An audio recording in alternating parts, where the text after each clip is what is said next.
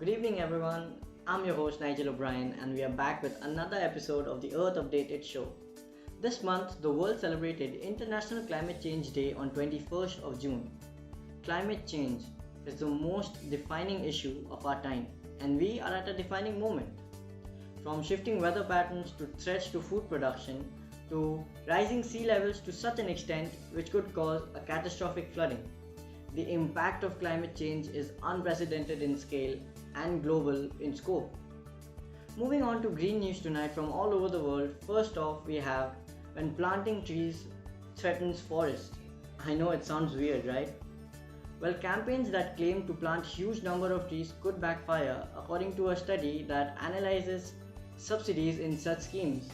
Just for example, nearly 80% of the Bond Challenge, which includes plantation of limited mixed trees or monoculture trees, which produces products such as rubber or fruit rather than restoring natural forest.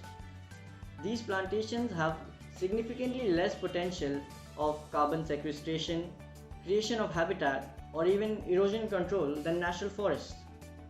And then we have off the charts warm for Siberian town hits 100 degrees.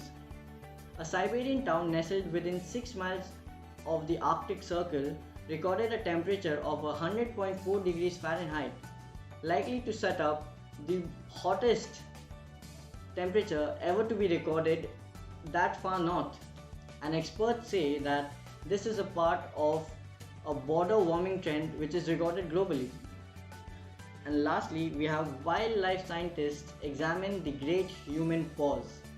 A UK-led team launched an initiative to track wildlife before and after the lockdown, and they aim to study what they call the anthropause, the global scaled slowdown in human activity which has impacted other species. And if they study this impact, they may learn ways in which we can share our overly populated planet. Well, that's all for Green News tonight, folks.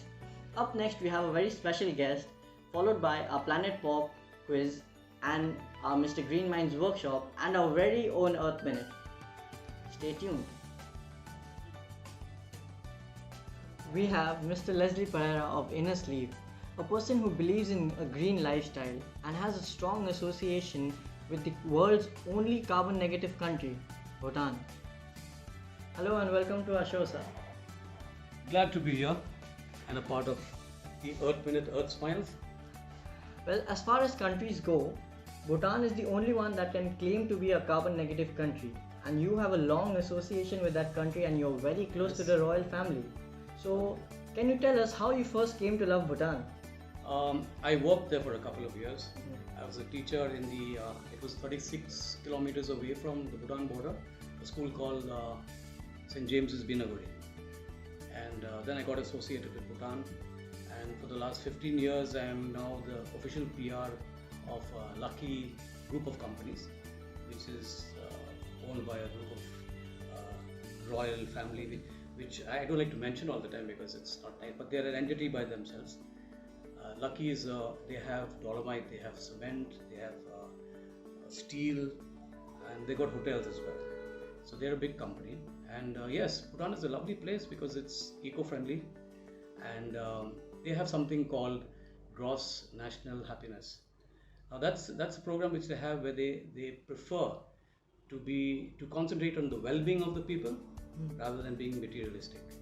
But that all encompasses good governance, looking after the environment, and renewable energy. Well, what is the best thing to do and view in Bhutan? Oh, the environment. Just take in the environment. The moment you start driving into Bhutan, it's pristine, it's beautiful, and you'll get overawed because I love going there every time. I've been there for the last 15 years. I love going back, and it's such a beautiful place.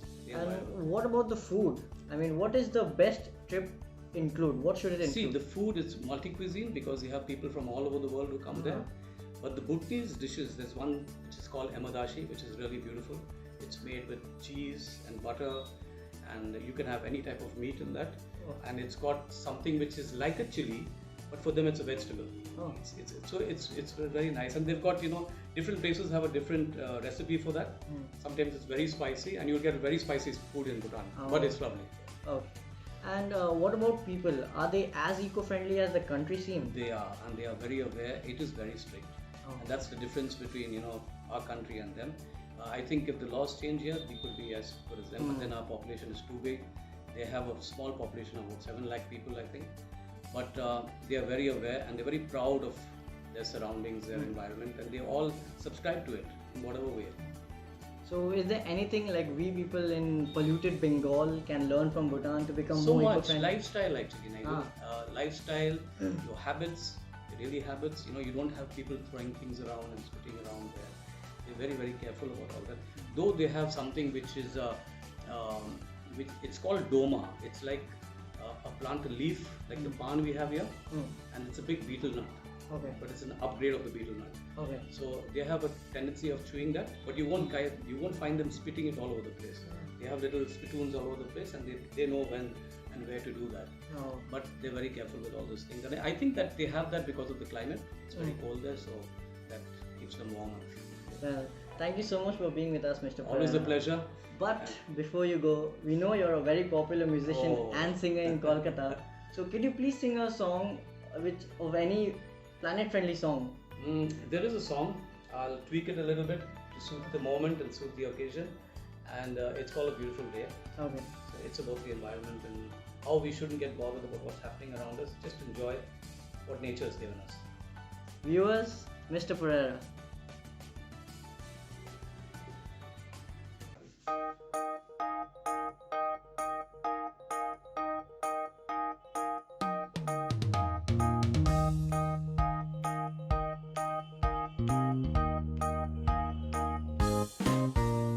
See the sun shining in the windows through the start of a brand new day. Gonna hear the songbirds singing. I'm gonna sing it out loud and say, it's a beautiful day, we're running in the sun. A beautiful day has just begun. A beautiful day to do whatever you wanna do. It's a beautiful day just to be alive. A beautiful day to wear that smile. A beautiful day here with that smiles.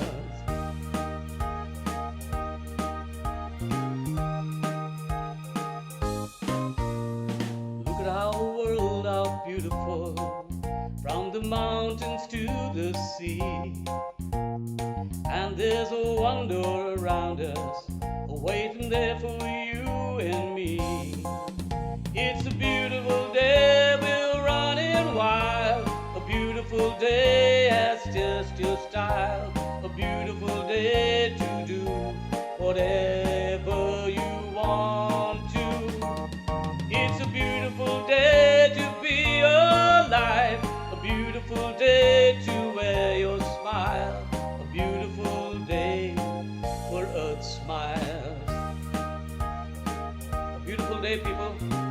Keep that smile coming.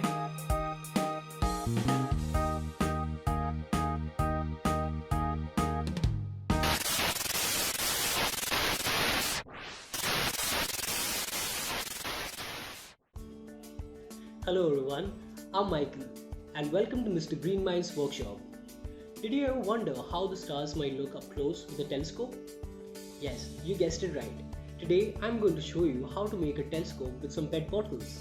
So let's get started. In order to make one, you need 2 PET bottles for the size 600 ml and 1.5 liter. You'll also be needing 2 magnifying glass, one a smaller size and the other bigger size. In order to make one, firstly you need to cut both the bottles from the middle and cutting the bottom of the 1.5 liter also. Secondly, you need to cut a hole on the cap small enough for the smaller magnifying glass to be fit in.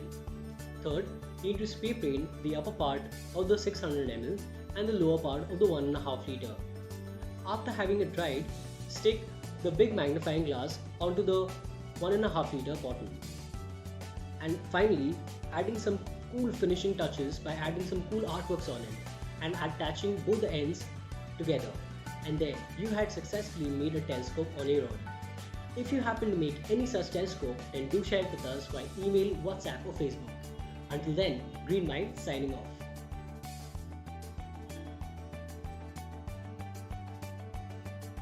Hi, and welcome back to Planet Bob. I am your host Fiona, and I am back again with my quiz. Here are the rules.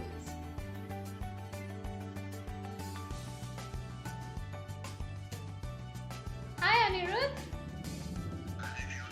Are you ready for your questions? Okay, your first question is, how many trees are cut down on a daily basis to make toilet paper?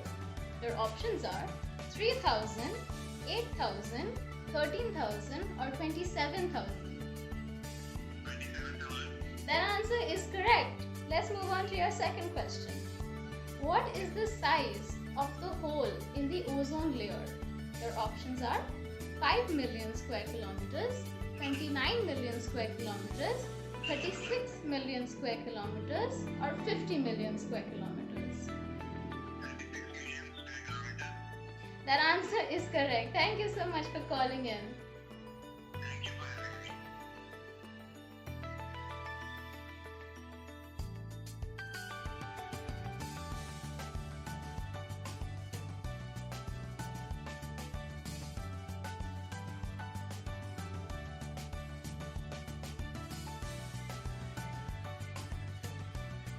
Our next caller is already online.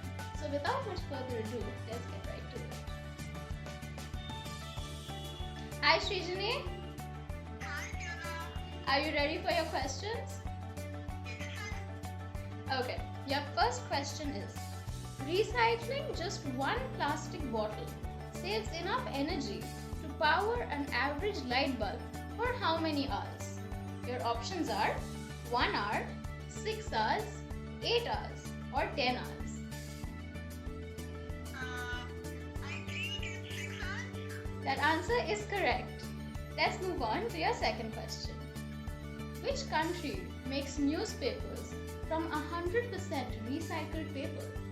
Your options are United Kingdom, Japan, Switzerland or Sweden.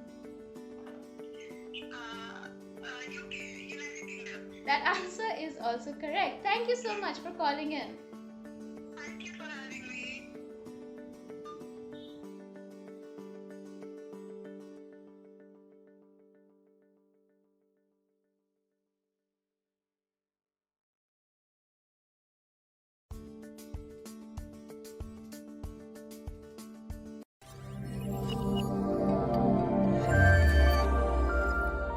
Hello, friends of planet Earth. We are back again with another episode of EarthMinute. Bad news and good news for Kolkata this week. Nigel, please break it down for our viewers. Well, last week we had mentioned a possible dengue outbreak in Salt Lake, and that has actually happened. So if you're from that area, please ensure to protect yourself from any mosquito bites. The officials said NKDA formed teams are fogging and spraying mosquito repellent to keep the disease at bay. So hopefully everything should be fine soon. And the happy news is that 30,000 trees will be planted in Kolkata and Salt Lake with a platform of property developers providing 20,000 young trees to the Kolkata Municipal Corporation. Yes, Nigel, the Bengal chapter of Confederation of Real Estate Developers Association of India, an umbrella organization of many major buildings in Kolkata and adjoining areas, will hand over the first tranche of 2,000 trees to KMC at Chaplin Park opposite the civic headquarters in Newmarket area. And the West Bengal Pollution Control Board is also joining hands with the Bidhannagar Municipal Corporation to plant another 10,000 trees. This project is a part of the West Bengal Pollution Control Board's re-greening effort post-Amphan, and it's also post 1 minute. So we will see you next week. Till then, stay safe and don't forget to wash your hands.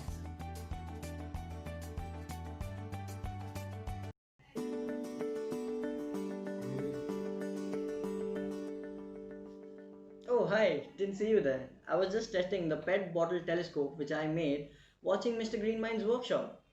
I hope you do the same. Well, that's all for today, folks. We will see you next month with another episode of the Earth Updated Show.